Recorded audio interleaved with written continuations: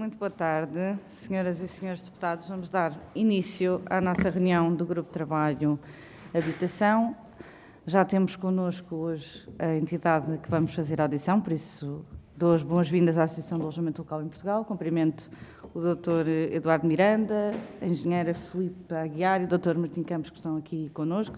Tem até uma apresentação hoje preparada. Dizer isso só para além destas boas-vindas inicialmente que este grupo de trabalho foi criado a propósito da discussão, do debate e dos contributos do Plano Nacional de Habitação. Entretanto, foi também alargado justamente porque fazemos hoje uma discussão, não é, no país, na Assembleia, em consulta pública, de um conjunto de programas, diplomas, não apenas do Governo, mas também de outros partidos e, portanto, neste momento este grupo de trabalho também vai fazer, será em sede deste grupo de trabalho que faremos essa reflexão e o trabalho na especialidade desses projetos. Portanto, também dizer que está naturalmente à vontade para colocar a questão de forma, as preocupações e as questões e os contributos da Associação de Alojamento Local em Portugal de forma mais abrangente. Portanto, sem demora, como sabe, tem 5 minutos, a intervenção inicial da entidade é de 5 minutos, com uma pequena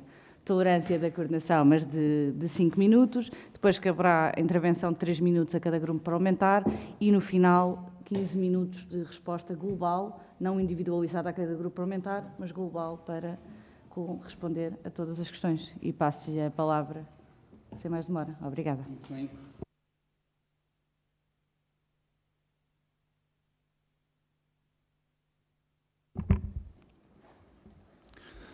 Muito bem. Antes de mais, agradeço o convite do Grupo de Trabalho da Habitação. Aproveito para cumprimentar os senhores deputados. Nós tínhamos sido informados 10 minutos, eu vou tentar, então, fazer aqui um resumo mais breve. Temos uma pequena apresentação, mas, acima de tudo, aquilo que se pretende mostrar é um pouco que estas medidas, especificamente, que vem no Mais Habitação, da forma como foram desenhadas, vão ter muito mais um impacto negativo, desastroso em termos de economia, do que qualquer benefício em termos de habitação, no que toca, e só vamos restringir aquilo que toca às medidas relacionadas com o alojamento local. E vamos apresentar o porquê disso e também um pouco, eventualmente, quais alternativas, né? A primeira questão essencial, e nós deixamos os documentos, é se há espaço para o alojamento local conviver com a habitação sem haver aqui a tal pressão. Nós sempre nos baseamos e sempre tivemos como indicador um dado fundamental, que é o alojamento local nasce muito em cima das casas de segunda habitação e nas casas vazias. Nós temos em Portugal 1.100.000 casas de segunda habitação, 723 mil casas vazias, 1.800.000, ou seja, há um espaço, e sempre houve um espaço bastante grande, que foi onde essencialmente o alojamento local cresceu. O alojamento local tem 110 mil unidades hoje, portanto, há muito espaço para se fazer boa política e política bem direcionada que não afete a habitação.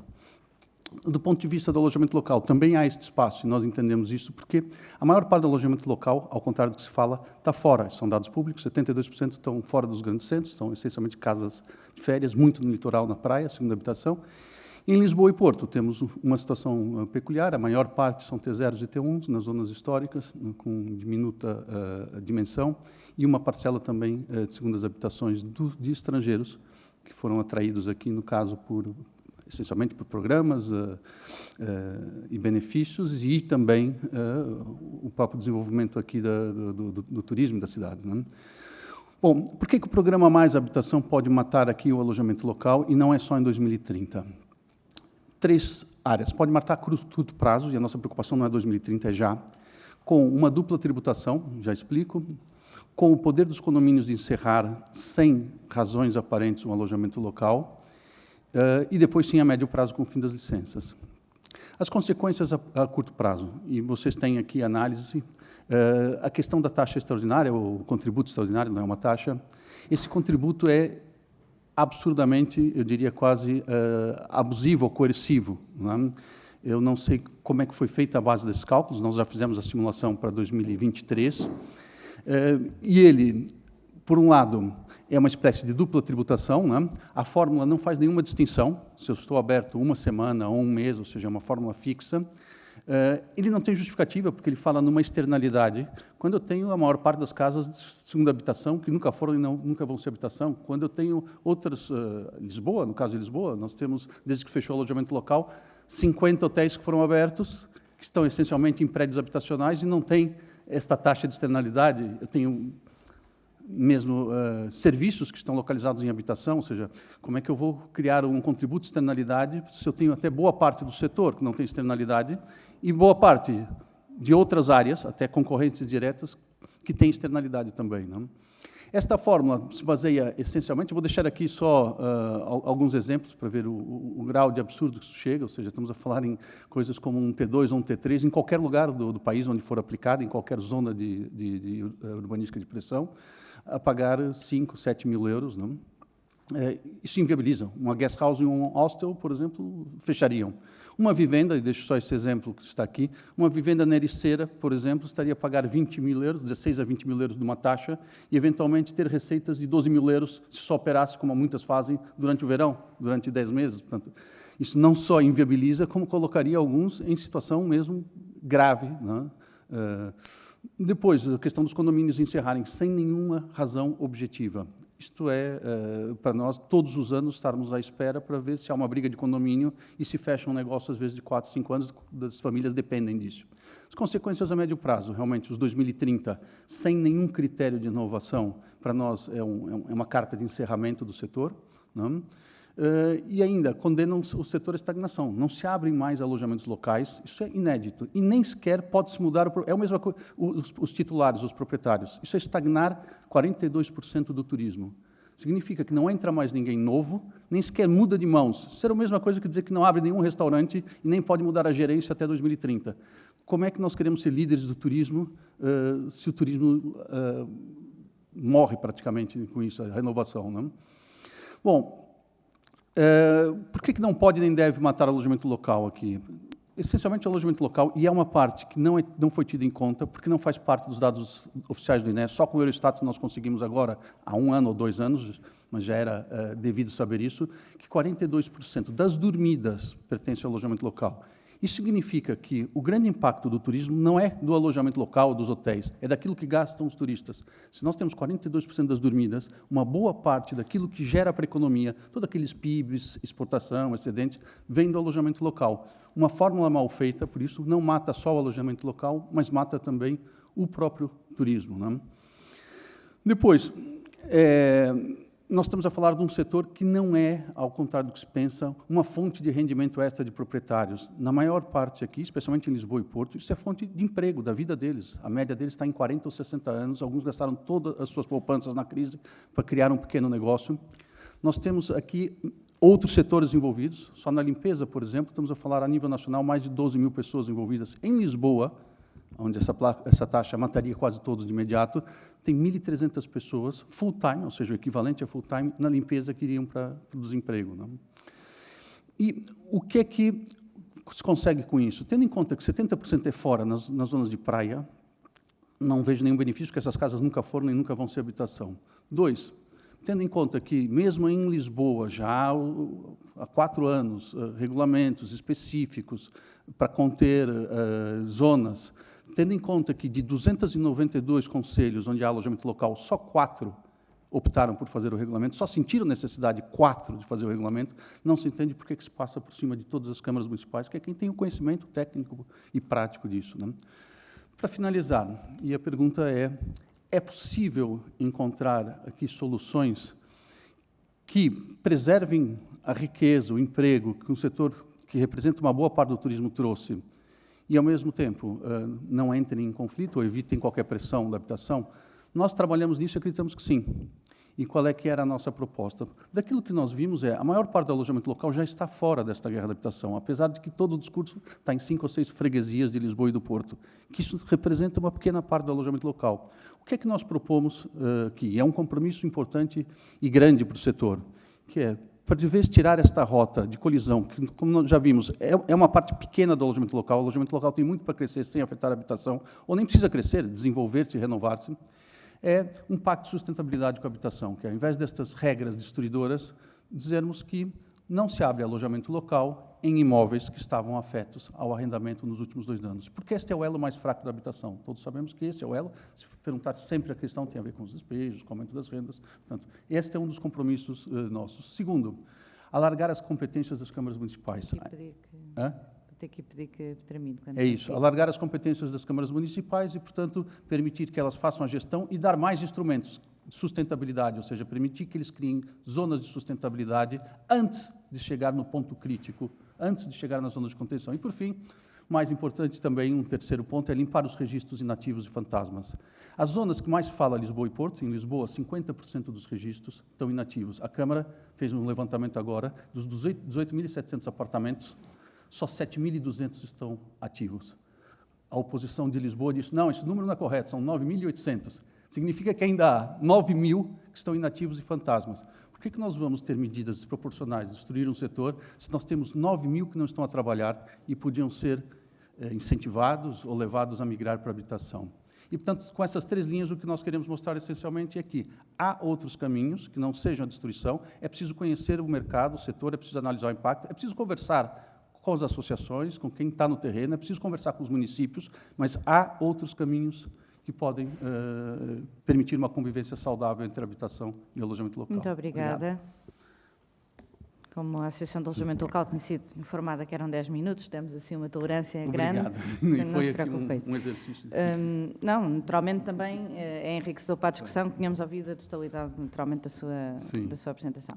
E eu passo a palavra ao Grupo Parlamentar do PSD, à Sra. Deputada Márcia Passos, para colocar as suas questões. Obrigada. Muito obrigada, Sra. Coordenadora. Boa tarde, senhoras e senhores deputados. Boa tarde à ALEP, na pessoa do Dr. Eduardo Miranda. Naturalmente, os meus cumprimentos também à Sra. Engenheira Filipa Aguiar e ao Dr. Martim Campos. E obrigada por estarem aqui a dar, naturalmente, o vosso contributo para uma reflexão que é necessária, é urgente e está, de facto, na ordem do dia. As preocupações que o Dr. Eduardo já expôs na sua apresentação inicial já nos deixariam aqui espaço para muita reflexão, nomeadamente a questão relacionada, por exemplo, com a propriedade horizontal e com, agora, a medida que o Governo vem propor da desnecessidade de fundamentação para o encerramento do alojamento local. Nós temos consciência, naturalmente, o Grupo Parlamentar do PSD tem consciência de que pode ser necessário fazer alguns ajustes no que respeita à convivência em propriedade horizontal entre condóminos e entre aqueles que exploram o alojamento local. Aliás, prova disso é um recente acórdão, nem um ano tem e, portanto, é recente, uniformizador de jurisprudência que veio criar também alguma expectativa nesse sentido e, por outro lado, destabilizar também aqui algumas relações no que respeita às relações de condomínio. E eu perguntava-lhe muito diretamente se estas medidas apresentadas pelo Governo do Partido Socialista tiveram em conta ou não este acórdão uniformizador, ou se foram medidas deitadas cá para fora, assim, sem reflexão, e que nem sequer mediram o impacto do acórdão uniformizador de jurisprudência, porque este acórdão podia ser um ponto de partida para uma eventual alteração legislativa se ela tivesse que existir. Esta era a primeira questão. Depois, dizer também o seguinte: o alojamento local pode ser explorado em várias modalidades. E parece que também o Governo do Partido Socialista se esqueceu disso. Nós temos a modalidade de moradia, temos a modalidade de apartamento e temos a modalidade de quarto. E eu perguntava-lhe, Dr. Eduardo Miranda, se nas propostas que viu, também viu ou não esta preocupação, ou se, mais uma vez, foram atiradas medidas para o mercado, criando aqui um desassossego generalizado, e se também isto não foi tido em consideração. E, finalmente, O Dr. Eduardo Miranda já referiu na sua exposição inicial que há 4 municípios que tiveram em consideração as questões relacionadas com o alojamento local, a convivência dentro das cidades, entre residentes e entre turistas. Naturalmente que esta é uma preocupação que também é nossa. Não queremos as cidades despidas dos seus residentes, queremos um ambiente saudável onde todos possam conviver, sem prejudicar o turismo, sem prejudicar quem investiu no alojamento local e sem prejudicar toda a economia que se movimenta aqui neste contexto de cidade. E perguntava-lhe se o papel dos municípios tem sido determinante e se faz sentido termos medidas que são iguais para todo o país ou se faria sentido ouvir os municípios e ter medidas específicas para cada um deles. E era tudo para já. Muito obrigada. Obrigada, Sra. Deputada. Eu passo a palavra agora ao Sr. Deputado Pedro Anastácio, do Grupo Parlamentar da PS. Muito obrigado, Sr. Presidente. Antes de mais, começar por cumprimentar a ALEP, na pessoa do Sr. Eduardo Miranda, na Engenheira Filipe Aguiar e do Dr. Martim Campos. Agradecer também os contributos que aqui nos trouxeram para esta reflexão e, naturalmente, que encontrando-se este diploma em consulta pública, é suscetível de aperfeiçoamentos, melhoramentos ou correção de outras situações que possam ter sido, que se revelem desajustadas. Eu quero começar por referir alguns aspectos que tocou aqui na sua intervenção e que me parecem assentar a algumas premissas erradas. Por exemplo, quando se refere à chamada licença fantasma, eu não percebo bem o conceito de licença fantasma porque parece-me que se quer uma tentativa de minimizar o contributo da restrição do AL no impacto que ele tem na habitação. Isto porquê? Porque aceitar que se existem registros de fantasmas, isto significa que é um proprietário que tem a casa em AL e que só aluga determinadamente em eventos específicos ou até pode não, por exemplo, passar determinados anos sem alugar, o que não significa que não tem a licença. E nessa medida ela nunca se poderá ser considerada fantasma, porque o que se afere deve ser a suscetibilidade de utilização como AL e não dizer que o registro é fantasma. Porque, por exemplo, nós quando consideramos a habitação, consideramos as duas dimensões, não devemos fazer uma conta diferente para o AL. Na habitação, nós contamos as casas que têm licença habitacional, estejam utilizadas ou fechadas e contam para aferir a suscetibilidade da aptidão habitacional. A mesma coisa no alojamento local. Não existem licenças fantasmas, porque a partir do momento em que existe a atribuição de uma licença, existe a suscetibilidade de exploração em alojamento local. E por isso era preciso perceber o porquê de 2 balizas e 2 critérios distintos para esta realidade. Depois, um outro aspecto que eu gostaria de perceber e clarificar a posição da ALEP tem que ver com a recente posição pública que tornou numa carta enviada para os presidentes das câmaras municipais e para a ANMP, no contexto destas medidas. E aqui a ALEP pronuncia-se num sentido de uma regulação a nível municipal ou do papel das câmaras municipais na produção desta regulamentação. E eu aqui queria perguntar se a ALEP de alguma forma revisitou a sua posição, porque em 2018, quando aprovámos na Assembleia da República, com o PSD também de fora, agora que se diz preocupado em criar estes mecanismos de equilíbrio, na altura votou contra a criação de mecanismos com a possibilidade de introduzir contenção em determinadas áreas da cidade e a ALEP também se manifestou contra este sentido. E por isso eu queria perguntar se de alguma forma a ALEP revisitou a sua posição na medida em que agora defende uma regulamentação a nível municipal que se aproxima mais deste mecanismo que foi criado em 2018 e com a possibilidade de introdução de fatores de contenção. E depois ainda sobre o aspecto da tributação. Parece muitas vezes que às vezes é referido um aspecto que na tributação passa ao lado, ou seja, a tributação começou por ser, nós referimos às vezes que é 35% de imposto ao outro, e na verdade não se trata disso, começou por ser 15%, após 15% passou para 35% e nas zonas de contenção 50%. Passou para 50%. E quando digo 35%, não me refiro a 35% de imposto, refiro-me a 35% de base de incidência, o que significa que o imposto vai só incidir sobre 35% daqueles que foram os rendimentos que foram gerados. Do ponto de vista do arrendamento, o que se verifica é uma situação distinta. A base de incidência é sobre a totalidade dos rendimentos que são gerados, não é só sobre uma parte dos rendimentos. E por isso aqui clarificar. E depois ainda outra questão, porque existe, do ponto de vista do alojamento local e da habitação, um delta aqui, só para concluir esta ideia, um delta de rendimentos, ou seja, uma casa que eu exploro em alojamento local, eu tenho a maior possibilidade de gerar mais rendimento e em relação ao arrendamento de longa duração. E nessa medida, parece-me, considerando que os agentes se comportam de forma racional, o estímulo da política pública deve ser direcionar mais casas para o arrendamento, garantindo assim que a tributação faz face a este delta de rendimentos e com isso conseguimos estimular mais casas para arrendamento. Eu ainda tinha mais perguntas para lhe fazer, mas vou esperar, se calhar, para uma segunda ronda ou posterior. Não há segunda ronda, Sr. Deputado, tem que terminar mesmo. Só se colocou. Srs. Deputados, isto também nós somos vítimas da nossa própria decisão, porque os Srs. Deputados quiseram encurtar na reunião anterior intervenção de 5 minutos para 3, coisa que aqui a coordenadora foi contra, mas aceitou em consenso. Mas eu acho que estamos a provar nesta reunião que não somos capazes. Vou passar a palavra ao Sr. Deputado Filipe Melo, do Grupo Parlamentar do Chega. Muito obrigado, Sr. Coordenadora. Boa tarde, Srs. Deputados. Cumprimento o Dr. Eduardo Miranda, a Sra. Engenheira Filipe Aguiar, Dr. Martim Campos. Deixem-me começar por dizer que eu vou ser brando na palavra escolhida. Este programa Mais Habitação é um desastre.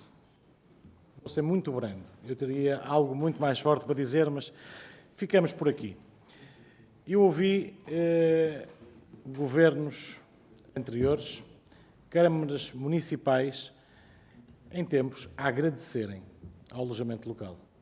Reabilitaram prédios em ruína, trouxeram mais dinamismo aos centros das cidades. Em suma, o alojamento local, quando foi útil, eram muito bem-vindos. Hoje em dia já não o são, porque o Governo assim o entende. É importante percebermos que o alojamento local aproximadamente representa 40% das dormidas em Portugal, do turismo. E o turismo representa quase 10% do nosso PIB. Portanto, o Governo não percebeu ainda que, ao estar a matar o alojamento local, está a dar um tiro grande no porta-aviões que é o PIB. Mas isso vai custar a entender e só quando conseguirem enterrar definitivamente o alojamento local é que vão ter essa ideia. Não é só o alojamento local que sai prejudicado, é toda a envolvente. Limpeza, renta-car, restauração, comércio, pequeno comércio, comércio tradicional. São muitos setores que estão dependentes do alojamento local e do negócio que isso traz. Não podemos esquecer que, e na apresentação o Sr. Eduardo Miranda também já o referiu, estamos a falar em cerca de 60 mil pessoas que trabalham diariamente neste setor. Portanto, são 60 mil desempregados que o Governo vai criar. Não são circunstâncias da vida, é o Governo que vai criar 60 mil desempregados ao país. E, além disso, esquece de um pormenor importante. É que cerca de 90%, se não estou enganado na informação que eu tenho, do alojamento local é gerido por proprietários que têm 1, 2, no limite 3 alojamentos locais. E que estamos a falar que é a única fonte de subsistência dessas famílias.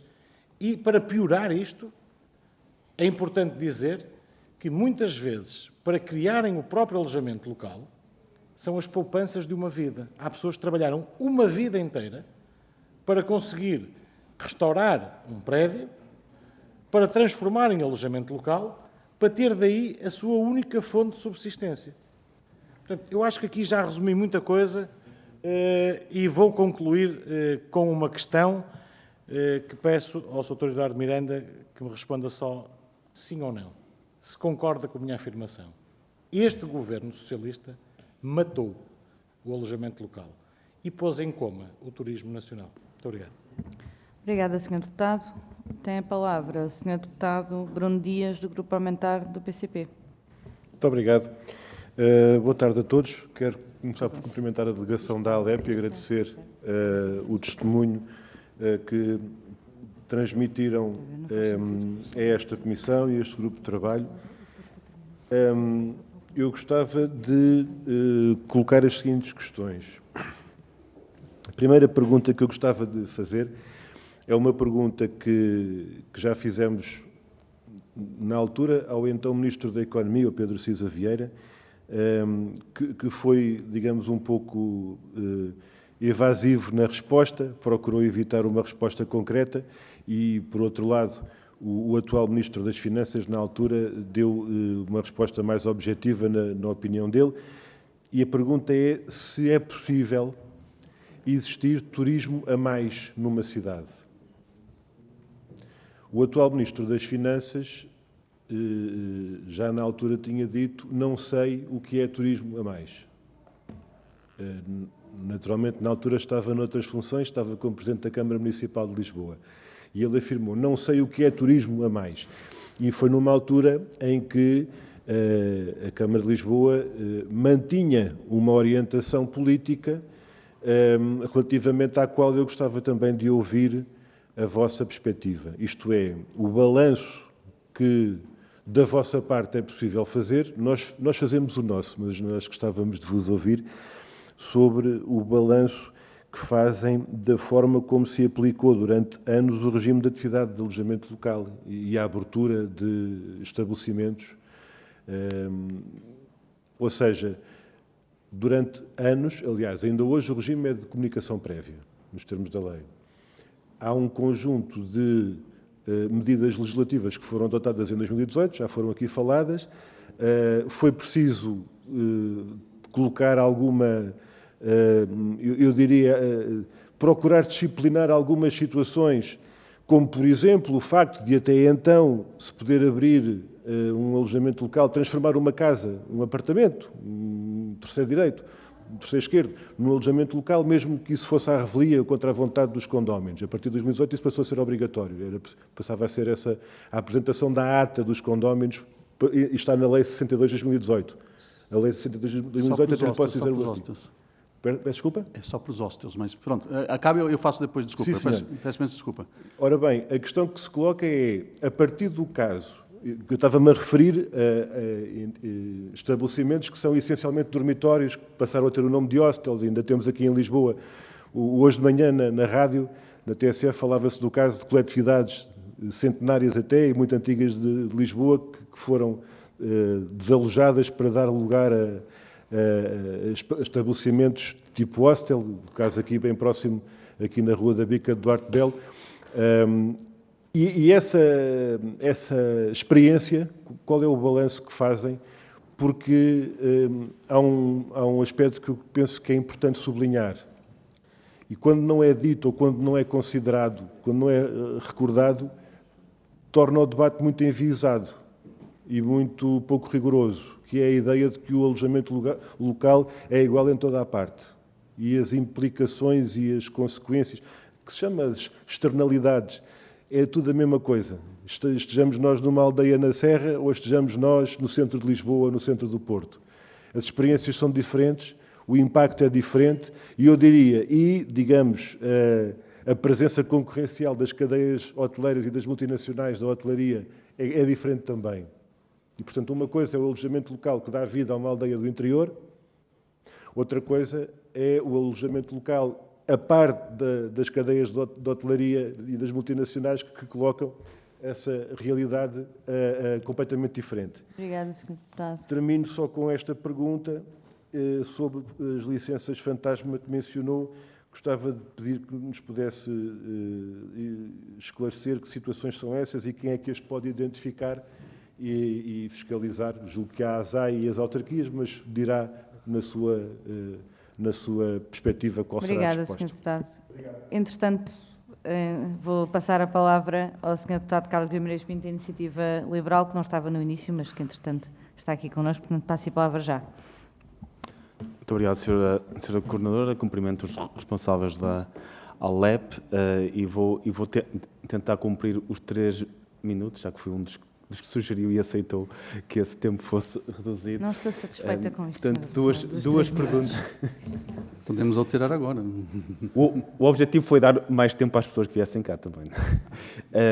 Duas perguntas muito rápidas, até acho que irei usar menos do que aquele tempo, que é, primeiro, se a Alep e os vossos associados já entenderam como é que se calcula este imposto extraordinário que foi introduzido no programa Mais Habitação, porque eu sei que havia ali a certa altura um grande problema, a fórmula de cálculo parece-me suficientemente complexa e com dados vindos dos mais diversos sítios para ser muito complicado perceber exatamente quanto é que um alojamento local especificamente irá pagar e de que forma é que isso pode ter ou não impacto nas decisões de investimento dos atuais donos de alojamento locais e futuros donos de alojamento local. A outra questão tem a ver, como eu vinha ouvir a sua intervenção, sobre as questões das licenças fantasma, e falou aqui do número de licenças fantasma. Se tem algum tipo de informação sobre como é que são atualmente usados os imóveis com essas tais licenças fantasmas? Estão vazios? Estão a ser utilizados para habitação? Porque a informação que nós temos é que as licenças fantasma não são necessariamente imóveis que não estão a ser usados. Podem estar a ser usados para habitação, as pessoas, os donos moram lá, mas preferem ter licença para se um dia puderem ou não usar. Portanto, na prática, nem sequer chegam a ser imóveis que são retirados do mercado da habitação, são imóveis que estão disponíveis para habitação. Eu gostaria de saber, primeiro, se tem essa informação sobre como é que estão a ser usados os imóveis com as tais licenças de AL fantasma. E, em segundo lugar, se vê que esses imóveis, se apercebeu no passado que o número dessas licenças fantasmas emitidas aumenta cada vez que há uma destas ameaças legislativas de suspender licenças no futuro. Também isso tem acontecido, que é nestas últimas semanas há uma corrida ao licenciamento de AL com medo que ele venha a ser vedado no futuro. Muito obrigado. Obrigada, Sr. Deputado. De facto, não utilizou os seus 3 minutos. Vou então passar a palavra à Associação de Alojamento Local em Portugal. O Dr. Eduardo Miranda tem os seus 15 minutos para responder aqui. Estava a ver que eu tinha 3 minutos para responder a... Tem 15 minutos para responder de forma global. E ainda apresentar a solução da habitação, não é? Okay. Já nos aconteceu a entidades Exceto acharem nas que tinham medidas. 10 minutos para cada resposta. Imagino, Okay. não, são 15.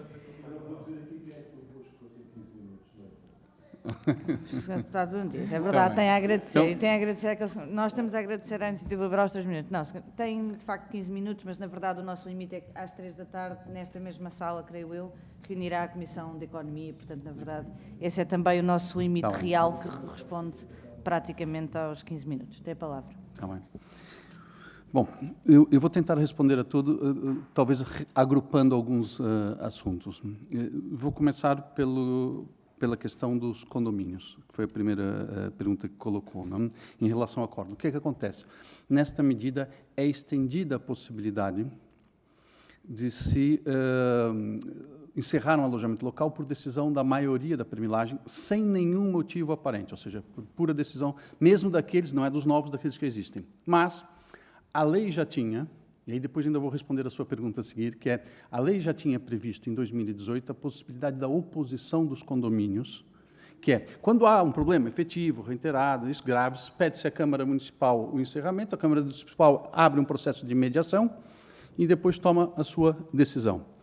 E aí já passo a responder a primeira questão. Em 2018, um dos pontos, quando estava a negociar até com os próprios deputados do PS, um dos pontos que para nós fazia um pouco de confusão era efetivamente passar esta responsabilidade específica para as câmaras, porque elas não tinham vocação de tribunal, ou seja, nós até sugerimos a arbitragem e a mediação, mas na altura não havia centros de arbitragem, pronto. Bom, moral da história, e além disso, junta-se o acórdão. O que é que acontece? Esta medida não toca na questão do acórdão. O acórdão foi feito porque obrigava a uma interpretação, uma vez que a lei não era clara em relação à compatibilidade do uso habitacional. Foi propositada, foi deixada para as câmaras poderem decidir. O que acontece? Ao não resolver esta questão, ou seja, não clarificar, o acordo não cria lei, o acordo interpreta a lei, né? É dever do legislador fazer a lei.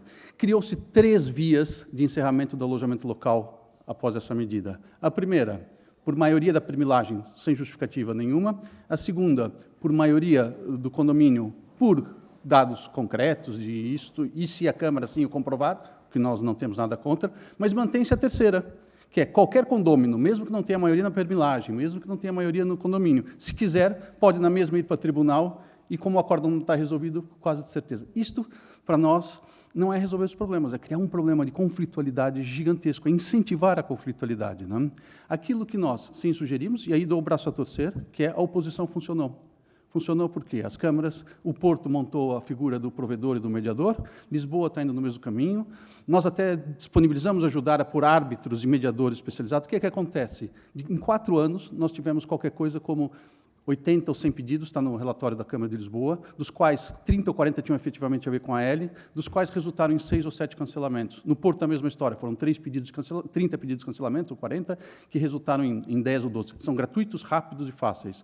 Isso para dizer o quê? Em 74 mil alojamentos locais em apartamentos, 70 mil em apartamentos, nós estamos a ter algumas dezenas que resultam em unidades. Portanto, significa que o sistema funcionou? Pode ser melhorado? Pode. Mas essa foi uma grande inovação. Atenção, essa foi uma grande inovação que eu, na altura, coloquei restrições e que depois, na prática, efetivamente vi que pode. Pode ser melhorada? Pode. Pode, efetivamente pode ser melhorada. Com a figura da mediação, com a figura da arbitragem, tirando da Câmara um peso que não é a vocação deles. Não?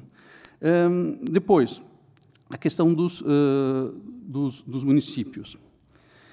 Sim, para nós os municípios têm que ter um papel fundamental aqui nisso. Na altura, aquilo que nós nos debatemos até o último minuto, não foi que os municípios não deveriam ter poder, não era isto, é que deveria haver algumas balizas em termos dos rachos a se considerar para o entendimento do que é uma pressão para levar às áreas de contenção. Nós, inclusive, apresentamos na altura para o governo, sugestão de rácio. Assim que saiu a lei, sentamos com a Câmara de Lisboa e do Porto e nós próprios tomamos a iniciativa de apresentar quais eram os rácios que nós achávamos que ultrapassavam o limite, que chegavam em intermédios e que era acima dos limites e quais os tipos de restrições proporcionais, tendo em conta o que é a proporcionalidade que é exigida em termos até de regulamentação comunitária, que poderia se colocar nas restrições de novos alojamentos. No fundo, nós desde o início sempre nos colocamos à disposição para participar nas zonas de maior concentração, nunca fomos contra isso. A questão que se colocava era, eu não queria deixar, era na mão da subjetividade de cada município, da questão política de contexto imediato, da questão de partidos e de linhas, a decisão, porque senão nós estaríamos, cada 4 anos, com o risco de mudar. Não, para mim, como aconteceu aqui, virá uma feira da ladra, não é 10, é 2, não é 2, é 20. Era isso que nós queríamos. Mas entendemos que também era difícil estar a criar rastros que servissem de baliza para todos. E, portanto, os municípios têm um papel absolutamente fundamental. Falta, às vezes, recursos de fiscalização? Falta. Falta, efetivamente, recursos de fiscalização. Temos alguma dificuldade de entender a lógica das finanças, quando em Lisboa ou Porto dizem que não, Lisboa mais diz que não tem recursos, e nós contribuímos com 17 milhões por uma taxa turística, metade 16 milhões por ano da taxa turística. Sei que não funcionam assim as finanças municipais, mas é um pouco difícil de quem está de fora olhar para isso e dizer que não tem dinheiro nem para fazer uma fiscalização. Os municípios têm, então, e podem e devem ter um papel. Para nós, os municípios podem ter até um papel maior, que é o que é que a legislação de 2018 demonstrou, quer dizer, ninguém adivinha, como é óbvio, tem que se passar pela experiência, é que ela foi pensada num ambiente de pressão e só se pensou no limite máximo, que é a contenção. Quando as coisas correm mal, quando elas estão num limite muito alto, eu vou agir impedindo as aberturas ou deixando só isenções, mas, além disso, vem uma carga que não estava prevista em 2018, que é, além disso, eu penalizo fiscalmente.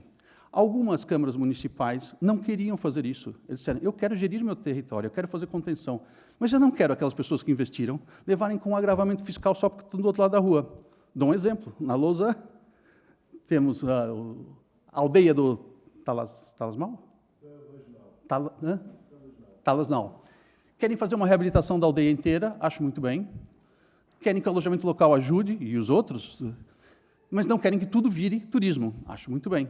Portanto, querem impor um limite. Convidam os empresários para investirem em aldeias abandonadas, Só que quando chega no limite que eles consideram, o único instrumento que eles têm é áreas de contenção. Então, os infelizes que foram salvar, quer dizer, reabilitar uma aldeia, e que até se entende que a partir daí tem que ser dedicada a outras coisas, levam imediatamente com intransmissibilidade, com agravamento fiscal. Esses municípios não queriam isto. Tanto que o Porto mesmo estava com muita objeção de avançar com as áreas de contenção, porque ela queria criar contenção, mas sem criar penalização. Por isso que nós apresentamos o tal instrumento intermédio que falta, que é um instrumento de gestão de sustentabilidade, que é, em áreas intermédias, poder já antecipadamente gerir esse crescimento, encaminhar o crescimento do alojamento local para situações que não conflituem com a habitação, que não tenham a ver não só com arrendamento, mas que tragam, por exemplo, melhorias de eficácia energética, tragam alguma seletividade sem afetar a habitação, mas já numa fase prévia, sem a necessidade da penalização. Pronto. E é isto que nós entendemos em termos de municípios.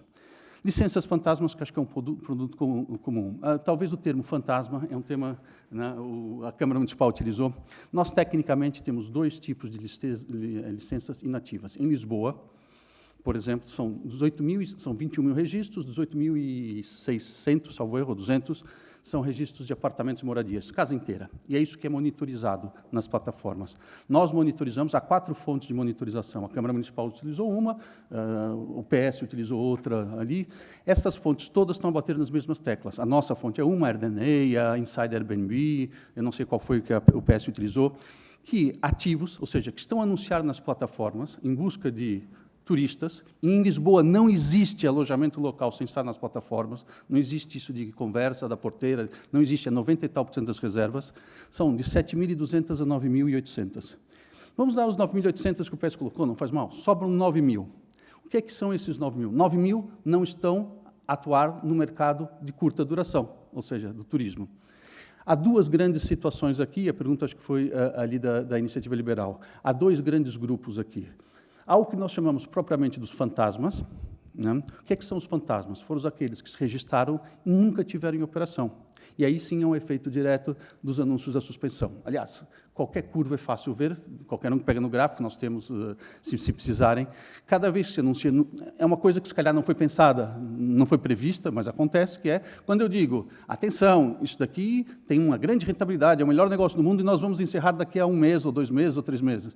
Como é óbvio, há um pico. Não quer dizer necessariamente que haja uma sobrecarga. Por quê? Porque muitos desses registros até podem ser na moradia deles, numa casa que até está arrendada e nunca fez alojamento local, nem vai fazer, é a preventiva. Nesse momento, nós tivemos picos no Algarve. Por quê? Pessoas que têm casas de férias, se dizem que até 2030, com a crise que vem aqui, eu nunca vou poder pôr nenhum dia para turistas e pagar minhas contas, deixa eu já prevenir e registrar. Nós tivemos pico nas praias, essencialmente porque Lisboa e Porto estavam essencialmente fechadas. Né? Portanto, esse é o primeiro, que é o fantasma. É o que nós chamamos do registro preventivo. Esse é fantasma por quê? Porque ele é registrado e nunca fez a operação. O segundo é o inativo, que é o que acontece nas zonas como em Lisboa, que é, depois que eu fiz a suspensão, depois que eu transformei isso em contenção, já não abrem mais registros. Aconteceu na pandemia. Hã? Não, ou seja, depois que eu crio a contenção, não há mais registros. Aqueles que estão, o que acontece? Pandemia. Nós temos registros nas plataformas, e a resposta é um pouco isso, que 2.000 e poucos alojamentos locais, além dos fantasmas, 2.000 e poucos só em Lisboa, deixaram de estar anunciados. Na verdade, estavam em 13.000 e foram caindo até os tais 9.000. Né? Ou seja, chegaram... Nós esperamos o verão, que é para ver se era uma coisa temporária, e, efetivamente, essa queda caiu. Esses são os inativos, que é, eu já fui alojamento local, já trabalhei na área do turismo, e agora não estou a trabalhar mais nessa área, não anuncio nas plataformas, mas o meu registro continua ativo. Por quê? Se eu der baixa, como é uma área de contenção, eu nunca mais vou conseguir registrar. Né? Aonde é que eles foram parar? Não sei, mas aqui há várias explicações. Os fantasmas nunca foram parar em lado nenhum, eles nunca entraram, na verdade. Até podem ser segunda habitação, até podem estar em arrendamento. Né? Aquilo que nós estamos a propor, que não existe na lei, e já falamos isso com as câmaras, interessa a nós limpar esses 9.000. Por quê? Porque esses todos, como não querem perder o registro, não fazem relacionamentos de longo prazo. Não fazem contratos de arrendamento de 3, 5 anos. Por quê? Porque, se forem apanhados, não tem como dizer que, afinal, estavam no alojamento local. Aí, a única forma é, a partir de 2 anos sem atividade, as próprias finanças não baixam da atividade. Portanto, eles não fazem. O que nós estamos a fazer? Estamos a incentivar aqueles que não são para uso próprio, que não fizeram só preventivamente, a se manter ali e nem servem para alojamento local para o turismo, nem servem para arrendamento de longa duração. Vamos trabalhar com esses, somos os primeiros a ajudar nisso. Como? Criando critérios de cancelamento por inatividade.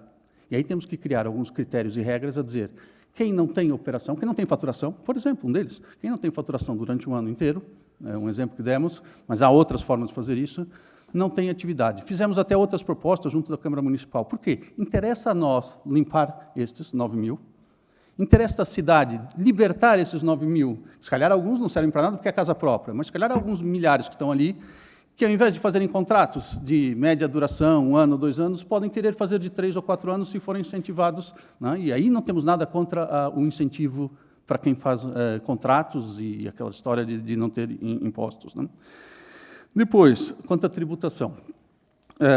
Sim, 15, 35, 50, mas atenção, aqui há um erro bastante grande. Bom, isso é em sede de IRS, né? Em IRC é normal, ou seja, há muito alojamento local, quem é IRC paga o lucro real. Em sede de IRS, aquilo que acontece é, nas zonas de contenção, paga-se 50%, é estimado que o lucro é 50%, isto vai para a base, e depois aplica-se a taxa. Então, estamos a falar de uma taxa média de 28%, significa que está a pagar 14% em média do volume da faturação. Atenção que no arrendamento não é assim. Eu não tenho a taxa liberatória direto sobre a faturação. Eu tenho a taxa liberatória sobre a faturação menos as despesas do negócio, da atividade. Menos IMI, menos condomínios, menos isso. Agora, a natureza dessa atividade... Ou seja, agora, a natureza dessa atividade é que é diferente. Eu tenho bem menos no arrendamento custos no alojamento local. Eu tenho uma lista, se começa o dia pagando 16% de comissão, a Booking, a quem for, mais 6% de IVA daquilo que recebe. Ou seja, o nível de custo do alojamento local não tem absolutamente nada a ver e não é comparável com o arrendamento. Esta é uma confusão que deu a erros medidas que passam de uma lógica economicista apenas a dizer que por menos 2% ou 3% isso vai mudar. Não vai, porque não perceberam a lógica ainda que está por trás de boa parte da operação. E não é uma lógica só financeira, porque muita gente investiu tudo na vida, é a atividade dele, tem 40 ou 60 anos, não vai sair disso. Portanto, esta é uma outra parte do obstáculo. Eu depois, se precisarem, posso entrar, que é a questão de Lisboa, que foi perguntada aqui pelo deputado do PSP. Em Lisboa, o que é que eu vejo aqui de incoerente só? Se me perguntarem. O que eu vejo só de incoerência é, estamos a falar que em certas zonas há um excesso, uma concentração grande de turismo. Também concordamos que numa monofuncionalidade não é saudável. Na zona histórica tem um grande problema, é a falta de aptidão de alguns imóveis para a transformação da habitação. Ou seja, continua a ter imóveis vagos, continua a ter esses milhares que estão fantasmas, mas é muito difícil encontrar uma fórmula para transformá-los, eles, em imóveis habitacionais para aquilo que interessa, a valores razoáveis. Porque muitos convergiram, sim, para onde? A grande procura que existe em Lisboa nesse momento e outras cidades é de estrangeiros. São milhares. Hoje, boa parte do que sai desse mercado e vai em busca de um arrendamento de média ou longa duração, está a ser toda absorvida por estrangeiros. Eu sei disso na pandemia. Boa parte dos nossos membros que saíram foram para esse mercado de estrangeiros. Não sei se é pelos incentivos que têm ou se é porque simplesmente gostam e vieram para cá como nômades digitais, mas tem uma capacidade completamente distinta. Este é o grande mercado hoje, e é o grande tema aqui. Entendemos que é importante para a sociedade essa diversidade, mas também entendemos que é uma capacidade financeira completamente distinta. No arrendamento estrangeiro é isso? Sim, média e longa duração, porque eles começam nômades digitais a fazer 3, 6 meses, 1 ano, depois resolvem ficar aqui, fazem 1 ano ou 2 anos, e foi um anúncio hoje de um alojamento local que está mobilado, que tem esse problema, ou seja, para o comum dos mortais não interessa muito não ter um mobilado ou ter 2, mas para o estrangeiro desses é ideal. E vai ter 5 ou 6 respostas, das quais as 5 ou 6 vão ser de estrangeiros, e fazem leilão quase entre eles. Hoje, é um dos grandes desafios da migração, seja na política que encontrarem. Depois, da questão em Lisboa, aquilo que nós sempre entendemos com muita dificuldade foi como é que é possível? E nós chegamos a um acordo em Lisboa de fazer a contenção, na altura em que foi, nas zonas, com rácios, ou seja, não sei se sabe como é que funcionou, quando foram os rácios fecharam em 2018, depois mais um em 2019, e agora os restantes. Mas não é fácil explicar como é que nessas mesmas zonas onde foram contido o alojamento local, porque havia um excesso de turismo no sentido de monofuncionalidade dos imóveis, que depois são autorizados 50 hotéis exatamente nas zonas proibidas. né? São 55 hotéis licenciados e são 50 hotéis exatamente nas mesmas freguesias. Portanto, e eu conheço um a um deles, não tenho absolutamente nada contra os hotéis, acho que essa diversidade de oferta entre hotéis e alojamento local é importante, essa diversidade. Um não substitui o outro, mas tem que ter aqui alguma coerência. Estamos a falar de uma forma holística a gestão de um território, a gestão do turismo, temos que olhar isso todo. Da mesma forma que eu pergunto como é que é possível uma taxa turística, e eu cobro de um alojamento local que recuperou um imóvel completamente abandonado, que pôs todas as suas poupanças ali e cobra um valor completamente absurdo, mas, se for um prédio, um quarteirão inteiro, que era habitacional, eu já não cobro. Ou seja, esta questão da coerência vai colocar questões até de competitividade. Isso é quase como uma escolha intencional de matar certo segmento de pequenos proprietários e favorecer, se intencional ou não sei, não posso dizer, e favorecer os grandes, mas na prática o que pode acontecer e que vai acontecer aqui, né? Pronto. Deixe-me ver aqui mais. Sobre aumento com a suspensão da pandemia, temos... do Chega, a pergunta era especificamente se o governo matou... Quer dizer, eu não vou responder sim ou não, peço desculpa, mas assim, se nós olhamos para esse pacote e olhamos para ele, mais uma vez, eu não posso dizer se é intencional, se for mal medido, se for um erro de impacto, se não analisou, se não se falou com os ministérios devidos, se não se falou com as câmaras ou com as associações e por isso errou-se na mão, eu não posso estar aqui a fazer análise de motivacional. Mas a verdade é que o efeito prático, sim, é que todas as zonas onde essa taxa desta forma for implementada matam na hora que estiver a funcionar. É inviável, é inviável. A forma como essa taxa... Vou ter que... Já cheguei aos 15 minutos. Vou ter que pedir que abrevie e Tá. termine. Eu só vou terminar com outra coisa. Não por não queremos dar a tolerância, mas mesmo porque eu limito o Presidente da Comissão de Economia que vai aqui reunir, já espreitou ali na porta. Eu só deixo Como que a pedir, por favor, vá uma à sala. última nota sobre a questão dos empréstimos, e muita gente que vive disso. Em Lisboa e Porto é real, são pessoas que vivem disso. Não adianta dizer que eles não vão conseguir encontrar outro trabalho nem nada. Estão a matar famílias mesmo, pessoas que têm funcionários a seu cargo, pessoas de limpeza. Eu recebo telefonemas que são dramáticos, mas mais um alerta. Milhares dessas pessoas tiveram que pedir empréstimo na pandemia. Milhares foram ao turismo de Portugal, milhares foram à banca, milhares, o alojamento local foi o segundo. Essas pessoas vão estar a pagar nos próximos 5 ou 6 anos. Portanto, eu não estou só a matar o negócio delas, eu estou a criar um problema gravíssimo para essas pessoas nos próximos 4 ou 5 anos, porque elas não vão ter nem sequer rendimento para pagar os empréstimos que fizeram, a não ser que vão fazer alguma anistia, não sei o que está previsto. Muito obrigada. Naturalmente que neste assunto e nesta audição específica, talvez não seja assim também com todas, teríamos beneficiado um bocadinho mais de tempo para poder, quer os senhores deputados colocarem novas questões numa segunda ronda, ficou evidente para mim que haveria outras questões para colocar, quer naturalmente a Associação e ao Dr. Eduardo Miranda para poder responder ou densificar outras questões. Dito isto, e para terminar, porque estamos mesmo com esta pressão da Comissão de Economia e reunir nesta sala, é sempre possível, tal como nos enviou este contributo, que nos enviem um conjunto de questões de contributos que queiram. Eu creio que este contributo foi distribuído por Receberam o documento em si também, que é mais detalhado? Sim, recebemos o documento, mas pronto, qualquer outro contributo que queiram deixar, entretanto, porque a discussão pública e política também evolui e avança, naturalmente que estamos disponíveis e... Eu deixo só a nossa disponibilidade para todos os grupos e partidos, sabendo que isto é um assunto complexo, o tema foi curto, e já pedimos e vamos estar a pedir agora para marcar reuniões com cada um dos grupos. Audiências com cada um dos grupos. Muito bem. E assim podemos, na área que entenderem, aprofundar com todo gosto. Bem? Nós ainda não recebemos, mas muito bem. Ok, obrigada. Eu acho que já. Mas... Então, senhoras e senhores deputados, hoje não temos parte de reunião ordinária, estamos aqui já em grande pressão para sair, por isso agradeço a todos. Fomos expulsos? Fomos expulsos, exatamente. Termino esta reunião.